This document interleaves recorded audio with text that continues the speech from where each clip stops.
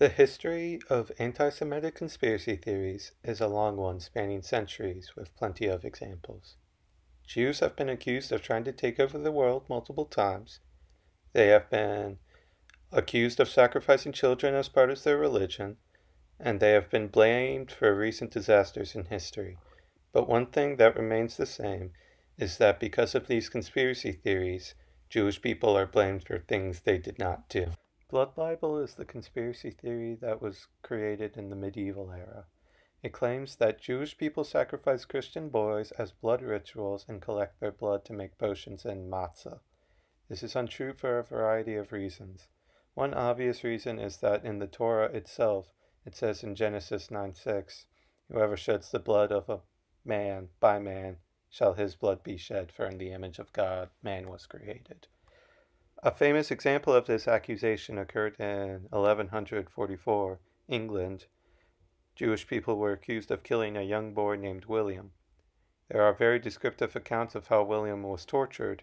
However, it appears that William suffered a cataleptic fit and was buried alive by his family. This did not sway public opinion, and this case was often used as proof of these charges in other places. Another example occurred in 1480 Venice when 3 Jewish men were charged with killing a young boy and they were burned to death. The charge of blood libel has often been used as justification of violence when people want to hurt those who are Jewish. You can see remnants of this theory in other conspiracy theories like QAnon. In QAnon, the belief is that there are high-ranking officials in the government that are using children as blood rituals so that they can live longer. Only loving money. During the medieval era, Jewish people had restrictions on what work they could do.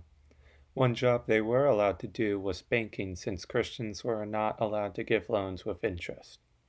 This led to kings often borrowing money from wealthy Jewish bankers. Unfortunately, this led to kings often blaming Jewish people whenever there was economic trouble to shift the blame from their own economic policies. This created the conspiracy theory that Jewish people are greedy and constantly working to steal from the honest working man. Some theories state that Jewish people are warmongers and will cause wars for monetary profit. You will also see examples of this in literature. Like in Shakespeare's Merchant of Venice, the character Shylock is shown to be a greedy Jewish banker. World domination. The conspiracy theory that Jewish people want to take over the world and are currently trying to right now. This theory really gained momentum when a paper titled The Protocols of the Elders of Zion was published in Russia in 1903. This paper claims that Jewish people are trying to take over the world and blames most of the problems in the world on this claim. The Protocols is one of the most famous pieces of plagiarism in history. In 1921, a London newspaper proved that a good part of the Protocols was copied from a satire about Napoleon III, which was published in 1864. This satire never mentioned Jews, however. The Protocols changed the subject from Napoleon III to Jewish people. Even though the Protocols have been discredited by scholars, it has been used as justification of plenty of anti-Semitic attacks. The Protocols have been taught as factual in many Arab and Islamic countries. Egypt actually made a mini-series based on the Protocols in 2002. The Protocols are still circulated around the world and are still used as evidence of a global Jewish conspiracy. Kosher Tak Conspiracy. Kosher is the term used to label the dietary laws that Jewish people follow. These rules are very strict with what you can and cannot eat, so companies can get certified kosher. A modern conspiracy theory that has proliferated on the internet is the claim that there is a kosher tax, which means that anything with a kosher certification in a store has a secret tax applied that is given to the Jews. One of the big pieces of evidence that is given in support of this theory is that companies have to give large amounts of money to get certification.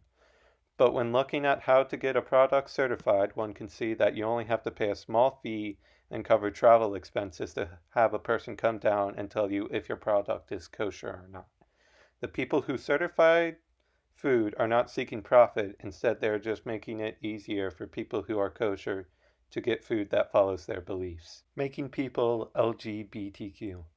There are a couple modern conspiracy theories that revolve around Jewish people turning people LGBTQ. One of them was told by a Kuwaiti preacher named Nabil al-Awadi, who warns that SpongeBob SquarePants is a Jewish conspiracy to turn children into LGBTQ, emo, Satan worshippers, and atheists. While he makes these claims, he does not actually try and prove them, instead working on basic manipulation by trying to convince parents that their children are in danger and that they need to take action. Another recent claim is that the Jews work together with the government to put pesticide, atrazine, on marijuana. The theory told by Dr. Wiley Muhammad says that the marijuana, when smoked, causes lowered production of androgen and higher production of estrogen. This would cause men to be more feminine. While androgen does have this effect, the amount needed to cause it would also cause massive tumors that would be fatal. 9/11 conspiracy theories. A lot of 9/11 conspiracy theories revolve around and are based off older anti-Semitic conspiracy theories. These theories say that the Jews organized the 9/11 attacks so that they could gain more power in the government and also collect insurance money off of the towers. Once again, the theories say that Jewish people are trying to take over the world and that they seek profit only for themselves, at the expense of others. Again, Jews are being put forward as an explanation for problems in the world. Another theory is that Israel caused 9/11 so that they could get more support from the US against other countries. It goes further to say Israel organized the first Gulf War so that they could gain even more support.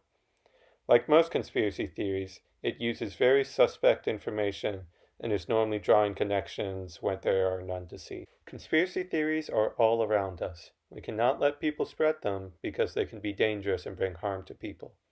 Even worse, a government might use them as justification of crimes against a certain group. As we can see with anti-Semitic conspiracy theories, governments and people have used them to persecute Jewish people. This means it is an ethical imperative to stop the spread of misinformation and conspiracy theories, as they have devastating real-world consequences.